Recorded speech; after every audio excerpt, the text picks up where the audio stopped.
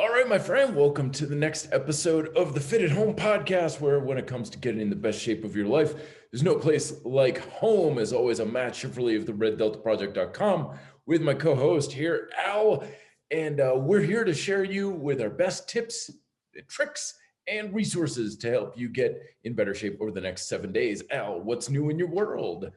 Oh, not too much. I went down, like I said earlier in a text message, the YouTube rabbit hole of mountain bike component reviews, Global Cycling Network and Worldwide Cyclery. Never go to those accounts because it is hours later, you come up for air. I mean, It's just so easy to geek out. Oh my God. Yeah, for sure. It's I've been doing the same sort of thing with camera gear myself over the past couple of months, and it's like, okay, wait, what's the difference between this option and that option in these cameras? Yeah. Like, okay, 5 hours later, I think I kind of know what I'm looking at, what I'm talking about. It's like rabbit hole definitely is the appropriate term for it, but sometimes you can get lost in that with anything like in fitness, where people get stuck into various diet and exercise ideas and rabbit holes, and a lot of times that just kind of ends up with more confusion than anything else. We go in looking for answers, but the more information we have, the less we feel like we know what we're doing. Did you find that to be the case with like your mountain bike components and stuff? Oh, it was all I wanted to do was find a review of this is the thing, this is what it does, this is how it does it, this is how it does it compared to the other thing that does this. Right. I have a race face carbon bar that looks like a dog's chew toy because I changed stems and I look at the clamp area and I was like, ooh, yeah, it's probably time to get rid of this. Might be a little safer. Yeah. And I'm looking for reviews for the Spank Uzi Vibro Core 780, which is essentially an aluminum bar that's been filled with some kind of foam thing that's got this tremendous vibration damping component. I have a friend who rides downhill. He has one on his downhill bike. He said, yeah, I like this better than carbon. It's like, sold. But I was looking for the reviews and this drives me insane, man. You see the word review in the title, right? All right, cool. Here's the thing, and here's the review. You hit it, you click, and it's just music and a circular picture of the thing that you already know what it is. There's no talking. There's no talking. It's just the image of the thing. Yeah. That's the scourge of the internet. No, you should be booted from the platform. Talk about it. Don't just show. I can easily see it myself. Yeah. I get a little worked up over that. It drives me nuts. Yeah. Well, it's like I always say, the internet's a great place to find information, terrible place to find solutions. Oh, The more mama. information you have, the further away from a solution you become. Unless you listen to this podcast. Oh, of course. This is the one exception. Remember, again, here, like I said, we actually tell you what to do. Right? And again, a few episodes back, I said you and I are always right. Oh, absolutely. It's not even up for debate because we say so. Right? Just ask us. We're geniuses. We'll tell you. Exactly. I always kind of scratch my head about those self-serving ideas when people talk about how it's like, oh, well, this person is right and this person I follow is right, or this leader or something. It's like, well, according to who? It's like, well, according to the leader. Like, you don't think that's a little self-serving? Like, don't you think you should get an outside opinion on that one? Right. I could be like, hey, I'm the sexiest guy in the world. Well, who says? Me. And you can trust me because I'm the sexiest guy in the world. And it's just this cyclical loop that you get sucked into. Oh, in the comment section, people vote on that.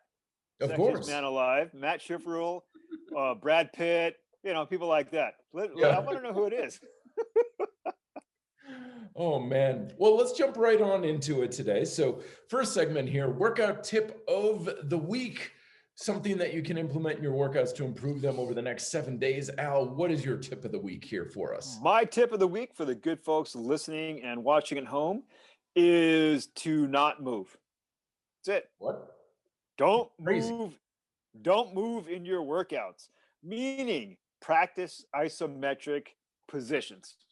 Right. So if you have a sticking point in a lift or a movement of some kind, go to that position and try to introduce force with either a band or, just your turn the brain on, or the stick, or suspension straps or something, and get better at absolutely owning your isometric positions, because that static posture is what you take to dynamic movement.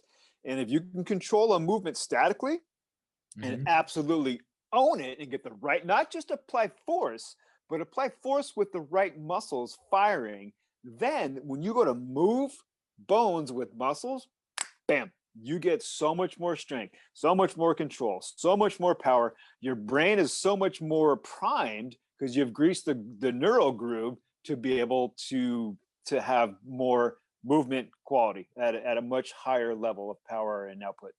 Couldn't possibly agree more. This is a great way to build what I always like to call muscle confidence, where instead of going into a difficult position like the bottom of a push-up or something and feeling like, oh, it's getting hot, get out of there real quick, you just kind of hold that position.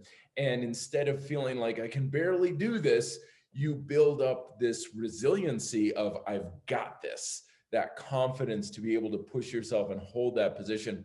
And that just creates unbelievable ripple effects for your development. But also, it really helps with the stability and the resiliency of your joints, too. That does wonders for your joints. That's how I started to really, quote, heal my knees with leg exercises. You get into the bottom of that squat or the bottom of that lunge and you just hold it, and you just get really confident in being in that bottom position. Just one, it fries out the muscles, but it does build up that resiliency in the joints. And Very, it'll very blast your cool. heart rate too. Oh It'll yeah. blast your heart Yeah. rate big time. Oh, Definitely. totally. Totally. You got to breathe while you do that, folks. Yep. Isometrics, please breathe for sure. Yes. Yeah. And my tip of the week is kind of a little in opposition to that, but not quite. But it's the idea that you don't have to completely exhaust yourself in everything you do in order to make a workout worthwhile. And Oh, this is something I wish I knew back in the day, because I thought the entire point of an effective workout was to just drive myself into the ground and make myself tired, worn out, exhausted till I had nothing left.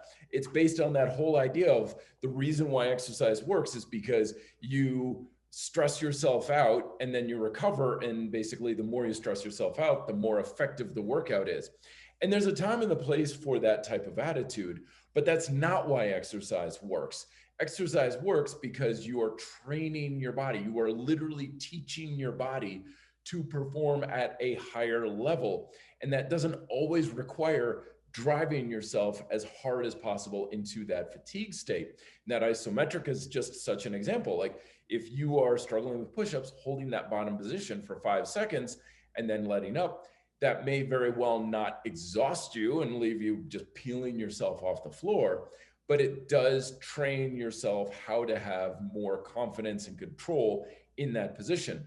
So don't feel like you always have to have that pedal to the floor and seek fatigue and exhaustion, because that's one of the main reasons why a lot of people lose motivation also with working out. Because when we think working out is nothing more than just making ourselves tired and exhausted, it's understandable why some people are like, I'm not motivated to work out. By what they mean actually is I'm not motivated to exhaust myself. I don't know many people who would be, unless they're really in good physical and mental places in that point. So instead of thinking of your workouts of I'm here to exhaust myself, it's more of I'm here to learn how to use my body at a higher level. And then the fatigue state is wherever it may be. And even on days when you're like, I don't have a lot of energy, good. Don't worry about exhausting yourself.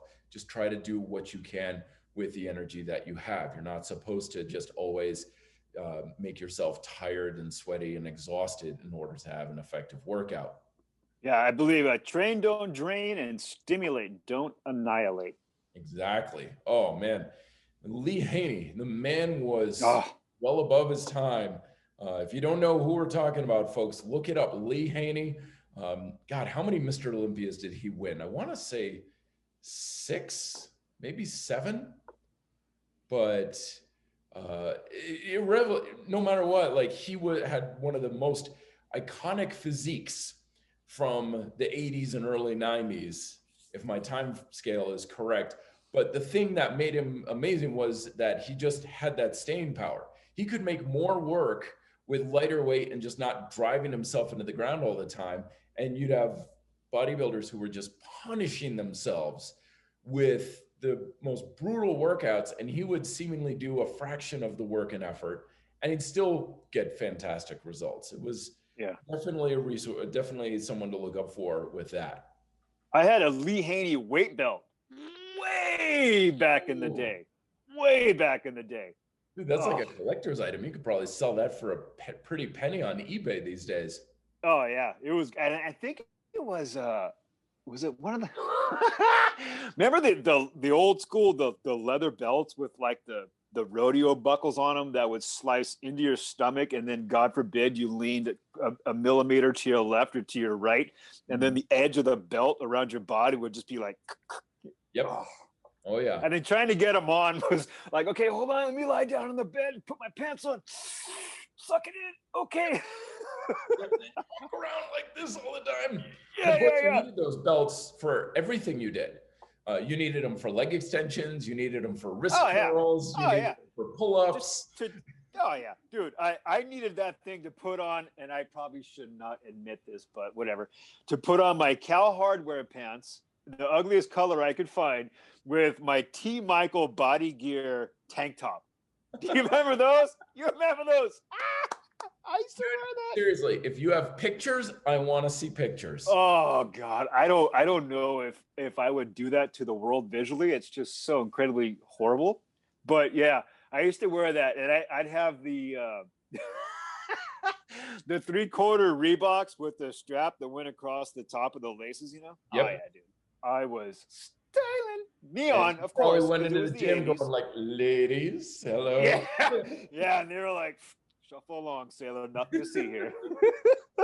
Your eyes. Looking's free. Touching will cost you though. Yeah, right. Yeah, exactly. Oh my gosh. Well, speaking of feasting, let's move on to our next segment here. Tip of the week for diet nutrition. Things that you can do, very simple things you can do to improve the nutritional aspect of things, because of course nutrition is a very important aspect to fitness in general, especially home fitness. And my tip of the week is to treat small, as I like to say. So when it comes to having your cake and eat it too, I'm a big fan of that. Like literally, like have your cake and eat it too. You don't need to completely abstain from treating yourself, whatever that trait may be, whatever you would consider a treat. It doesn't require abstinence. In fact, in many ways, you're better off having the occasional sweet or treat, whatever you want to give yourself. It takes some of the pressure off, and that way you're not also building up some of that stress, and then you're binging on an entire half gallon of ice cream or something because you've been good for so long, good in quotes. But the strategy I always recommend to folks is if you're going to treat, go out for it. So it's not in the home, but you go out for ice cream, or you go out for cookies or whatever you use for a treat. But the rule I always follow is when you go out for these things, you get the smallest portion size available. And the reason for that is because 9 times out of 10, the smallest portion size is going to be plenty to satisfy you. However, the asterisk or the caveat to that is you always give yourself permission to get more if you honestly really want to. And what that does is it prevents you from feeling like you're really depriving yourself, like, oh, I can only have this little tiny bit, but I really want more and stuff. If you finish off that small portion size and you want more, go right ahead. Have another dish of the small ice cream or the ice cream cone or whatever. But I'm willing to bet anything you won't feel the real need for it. So that way you have an automatic stopping point in how much of that you're consuming. But if you went and got the large triple scoop ice cream cone or whatever, then you're going to eat most of that and over-treat yourself. And not that that's a terrible thing once in a while, but it's just more than you need. And if you can be fine and satisfied with less, you want to go that route. So treat yourself small, make sure you're giving yourself permission to have treats. I usually have like ice cream or so on Saturday night. I'll go out here in Colorado, we've got frozen custard is a thing. So I go Ooh, frozen custard. Have you ever had that, Al? I think so. I think so. Yeah, it's Yeah, not that's ice good cream. stuff. It's not like yogurt. It's like soft, but it's super, super smooth, creamy stuff. But it's super tasty, and that's my treat. And every time I go in, I'm like, "What's the smallest like portion I can get?" And they're like, "Oh, it's this little cup." And it's like, "Good, that's what I want." And I even eat half of that, and I'm like, "How do people eat the large size? Like, this is more than enough for me." It's a good amount right there. So treat small. Al, what's your tip of the week here? Well, my tip of the week is to try a new recipe, folks. Go, I like Mark's Daily Apple, so there'll be a link to that. Mark's Daily Apple is a really good site. It's got a lot of really just solid content, natural foods. And if it comes from a tree, eat it. Comes out of the ground, eat it. If it's in a box, kind of leave it alone unless it's treat night. And then grab a recipe, something that looks good, that, clearly allergies, take those into consideration. But recipe with the ingredients that are palatable and safe for your body, and try it. Just try one thing. Try block out time on a Sunday, maybe get your ingredients on a Saturday, kind of make it a thing, write it down, take a list to the store. We've talked about that. And then make it. It's a lot of fun to follow a recipe, especially if it's a new one. And then, to Matt's point last week, if you're lucky enough, you make enough, you have some leftovers, you have some brown bag stuff for your lunches the next couple of days, right? So you're taking care of quite a few things. You're saving money, you're learning something new, you're being in the kitchen. Being in the kitchen is really relaxing. I find it to be a lot of fun to follow a recipe. And then unless the kids are trying to help me, then it's not very fun at all. It's more stressful. but if they're not, then go do it. Go to Mark's Daily Apple. All recipes, but try to find something that's healthy and make a new recipe. That's great. I totally agree, because think about it this way too. If you try in one new recipe a week, by the 4th of July or midsummer, you'll have more recipes that you know how to make for what you prefer than most people learn in a lifetime. It doesn't take that much to learn enough to have a full repertoire of things that you enjoy making, that you enjoy eating. And the more you enjoy making and eating your own food, the more in control of your own diet you will be. So outstanding tip there, Al. And before we move on to our last segment, just want to remind you that we thank you very much for listening to us. And if you are getting value from these podcasts, please do all the great social stuff. Like, share, subscribe. The more you help spread this stuff, if you're getting value from it, it's good karma to help others get good value from it. Leave a review on the Apple Podcast app. That helps other people find it as well. It's a great way to support the show here, and we sincerely appreciate it. So our last segment, of course, is the resource of the week, something that we use or have used in the past that we get a lot of value from and we want to share with you. Al, what is your resource of the week? My resource of the week is the literary version of my sunshiny disposition here on the podcast, the Integrate Performance Fitness blog. There'll be a link in there. A lot of it's going to look really familiar to what you'll see from the RDP YouTube channel. It's a common sense approach to fitness. I don't get in there and beast mode and all this other kind of silliness. It's, hey, do this basic thing, nail this basic thing, and then you can do this exciting thing, right? There's one, I wrote a post, you're 40, train like it, right? If you're 40, over the age of 40, and if you're in rarefied air and you're still drawing a paycheck to play a sport, then yeah, you got to kind of get after it a little bit. But if you're not, take into consideration your joints and how your muscles move your bones. If you have an ache and a pain, don't get a bigger hammer out to hit your thumb and it already hurts. Do something else, right? So it's a lot of kind of common sense, useful, what I feel is useful tips. Fantastic. Yeah. And again, there's links to all this stuff down below in the description there. So if you're thinking, where do I find this stuff? It's all down below in the description. That's where you can find that sort of thing. And my resource is a book that I am currently rereading and re-exploring. I read this several years ago, and it's one of my all-time favorites. I have a little niche interest in fitness that is actually the history of fitness, particularly like Western fitness. mean, one of the reasons why I love learning about the history of fitness is it's enlightening how so much of what we think is so solid and valid and scientifically true and is really not nearly as much as we think it is. So the resource I want to recommend is a book by Louise Foxcroft called Calories and Corsets, A History of Dieting. And particularly with dieting, I'm very fascinated by it because there is so much about our approach to food and approach to diet these days that stems from little more than just pseudoscience and superstition.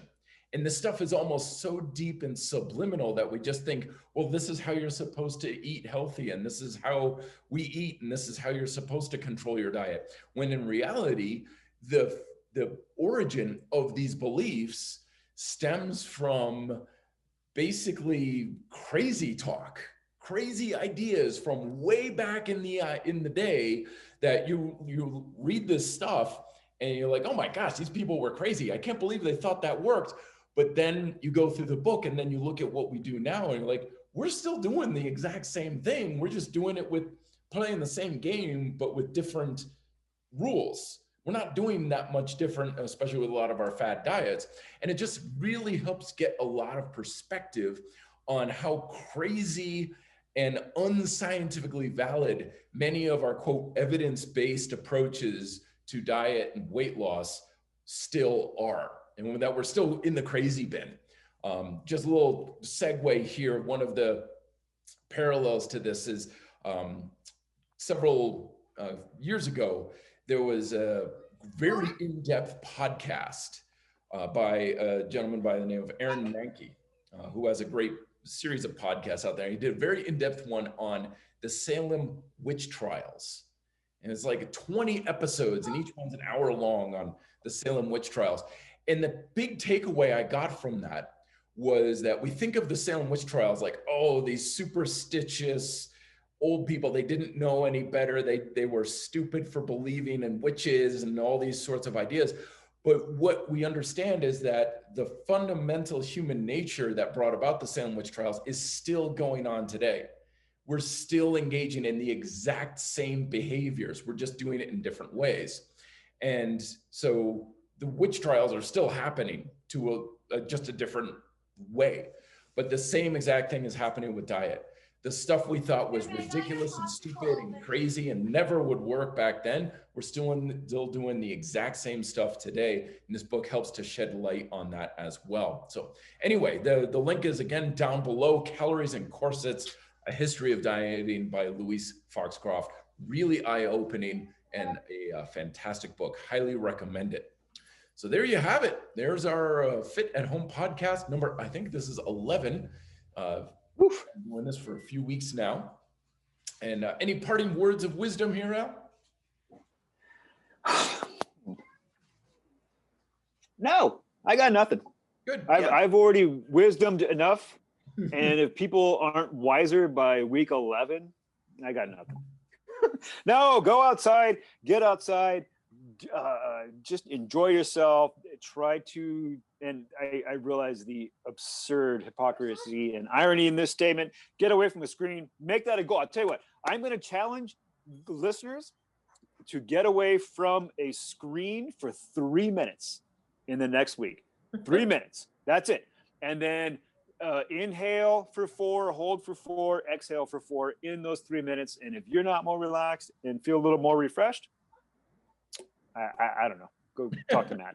Go talk to Matt. Go to his office. It's 3 doors down to the right. Very good. Contact information is down below as well, folks. If you have questions for future episodes or topics that you want us to cover a little bit more in detail, or we'll just answer them straight up for you.